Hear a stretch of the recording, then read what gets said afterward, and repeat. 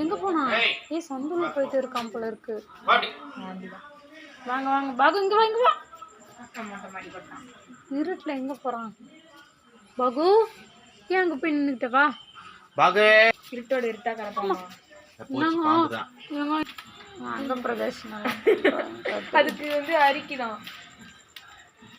பாகு அது என்ன அரி பிச்சு போடுற பேப்பரை பாகு குட்டி எனக்கு கொஞ்சம் கூட நானும் பிச்சுறேன்.